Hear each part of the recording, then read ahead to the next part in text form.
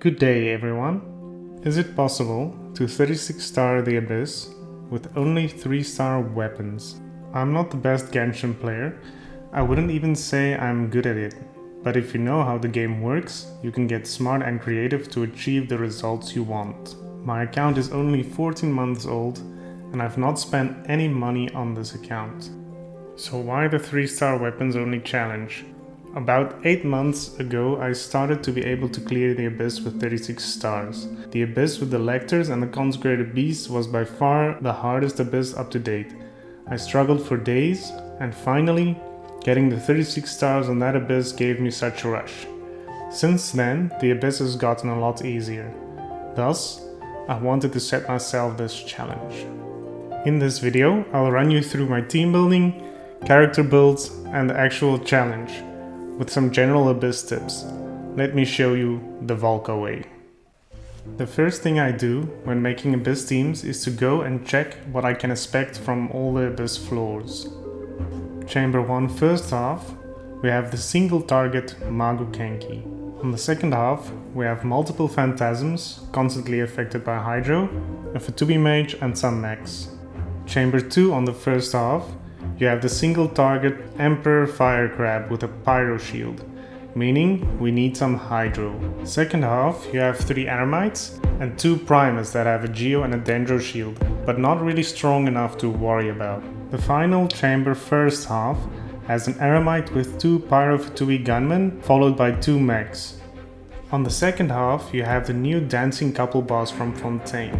He can put up a Cryo Shield multiple times, so you need to either have a good amount of Pyro or an Usia imbued attack to remove it. For the first half, I immediately thought of my trusty Quick Bloom team. It is very good versus single target and Xingqiu can easily deal with the Pyro Shield of the crab. I normally use Dendro Traveler in this team so that I am able to use Nahida in my other team, but since that team will not be using Nahida, I can use her here, keeping the Dendro Resonance. For the second half, I knew I wanted Shang Ling and Bennett to deal with the Cryo Shields, as well as giving me Pyro Resonance. Then I added Kazuha for the grouping and extra damage. For the last slot, Xingqiu was already taken. I first thought of Beidou. Overload also being a transformative reaction makes it not dependent on your attack, but just elemental mastery and level. But since I already flatlined my materials with the other weapons, I had to go with someone who could use a 3-star weapon that I already had leveled. I chose Kokomi. She could still enable some vapes, as well as keeping my Kazuha above 90% HP, so that the Harbinger of Dawn effect would always be active, as well as adding more buffs with the Thrilling Tales of Dragon Slayers and the Tenacity of the Millelith set. Alhaitham has 431 EM, 77.7% crit rate while above 90% HP, 186.2% crit damage, and 132.4% ER, wielding Harbinger of Dawn and the Gilded Dreams. Nahida with 842 EM, 31.1% crit rate, but she gets some more from her passive, and 129.3% crit damage, using the Magic Guide and the Deepwood Memories. Xingqiu has 72.3% crit rate, 111.4% crit damage, and a high 235.5% ER, equipped with the Skyrider Sword and Emblem of Severed Fate. In the fourth slot we have Cookie with 940 EM, which is really the only important stat on her because she will be proccing the Hyper Blooms. Cookie uses the Dark Iron Sword with Flower of Paradise Lost. Because there is only one 3-star EM sword, I decided to build Kazuha for damage, stealing a lot of artifacts from my main Heizo to get a high 92.5% crit rate while over 90% HP and a very high 217.3% crit damage, as well as 175.8% ER. Kazuha thus used Harbinger of Dawn with Viridescent Venerer for Resistance Shred. Shangling has 182 EM, 60.7% crit rate, 141.7% crit damage, and 219.7% ER, equipped with White Tassel and Emblem of Severed Fate. Bennett has a low 546 base attack, but a really high 288.9% ER. I could go with higher base attack, but I'd rather have 546 extra attack with 100% uptime rather than 592 extra attack with some downtime. Bennett uses Skyrider Sword and the 4-star Exile artifact set, giving the whole team some energy on burst to help Xiangling and Kazuha with getting their bursts up. Lastly, Kokomi with 154.4 ER, Thrilling Tales, and Tenacity of the Millelith. With the teams all set, let's get right into it.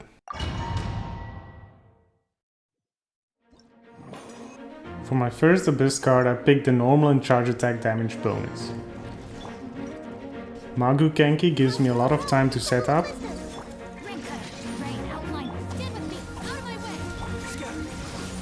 I just go all out and try and dodge as many attacks as possible. If you look at the damage this team does, you can see that this team carried me hard through this challenge.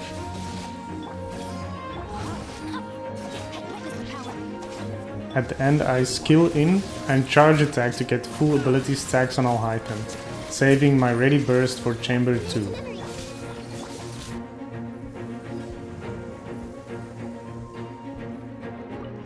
On the second half you want to run a little forward, then pull the two closest phantasms together and a bit forward because they are ranged. After that you can pull in the back two phantasms. With them being Hydro you can constantly evade them, but if you're using Bennett, they also vape you, so be careful not to die here. I even swap to Kokomi and attack in burst with no damage but just to heal a bit.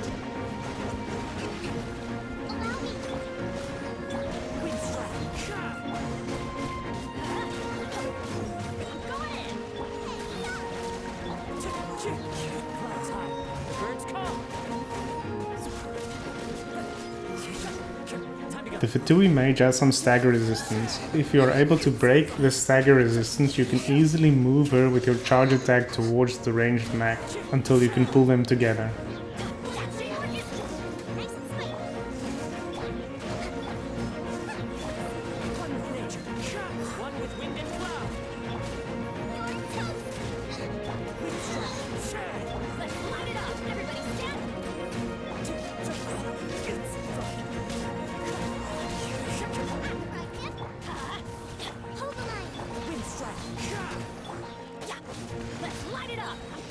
The big mech that looks like something out of Robot Wars can be really annoying with its interruption, but I saw that I had more than enough time, so just spammed my skills to make sure everyone has their bursts ready.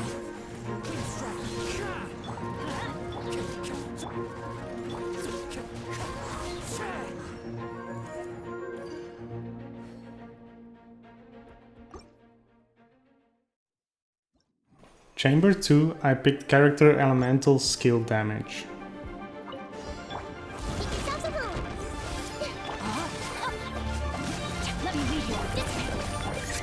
The crab has a very big pyro shield on its head, those two horns. While the shield is up, the crab has very high increased resistances. My Hyper Bloom's doing a mere 12k.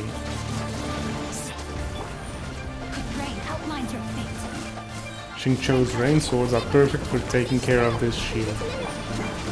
As soon as the shield is down, you can burst down the crab.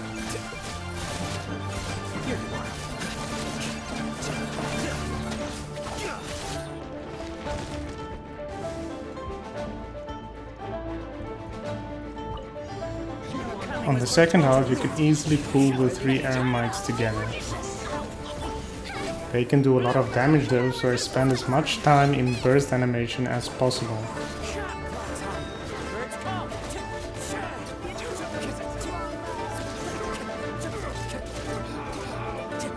After that you have the two Primus. They are not too much to worry about.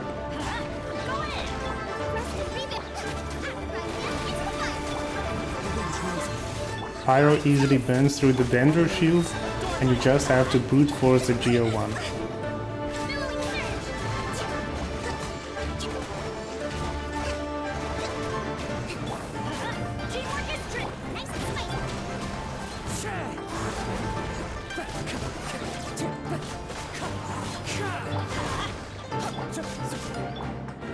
Again, I realize I have more than enough time, so I just wear them down with my skills. This way I have my bursts up for the last chamber.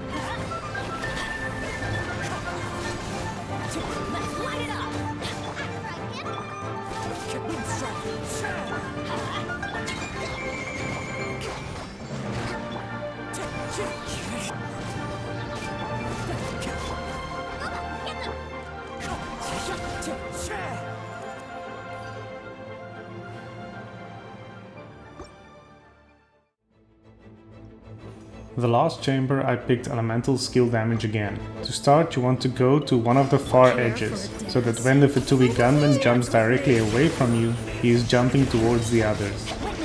I make the mistake of running directly towards them, letting the second gunman jump away from the middle. These two Fatui have really low base HP, so you want to focus them down before they can get their shields up. With the Aramite Pet as collateral damage, I am able to quickly take her down as well. Next, you want to run to the back of the ranged mech. Do your setup and other mech will come to you. Then you can quickly burst them down together.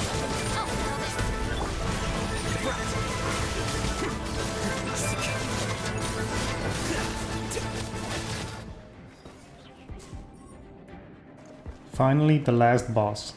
I had 2 minutes and 14 seconds to beat it. Since this guy had increased animal resistance, most of my damage had to come from Shangli.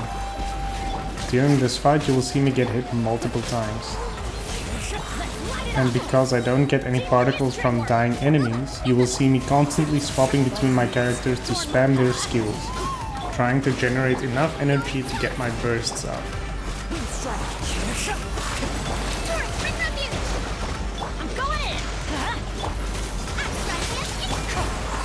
As one with wind and cloud, wind strike. Let's light it up. That's gonna hurt in the morning. Teamwork is true. Rest and reap, nice and spicy. Fallen leaves, adorn my night.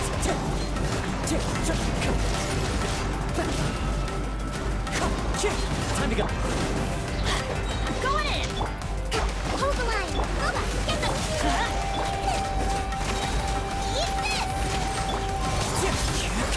Cloud time. The birds call. Wind strike. Everybody stand back. Let's light it up.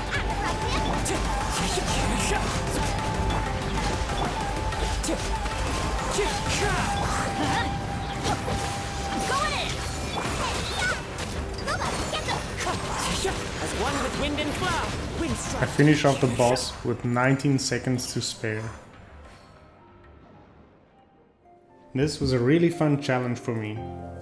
I did not want to show you this to make you go and level a bunch of 3-star weapons, but to let you know that your talents, artifacts and character levels, as well as your team building, plays a much bigger role than possibly getting some 5-star weapon. The most important thing to remember is to just have fun and enjoy the game in your own way.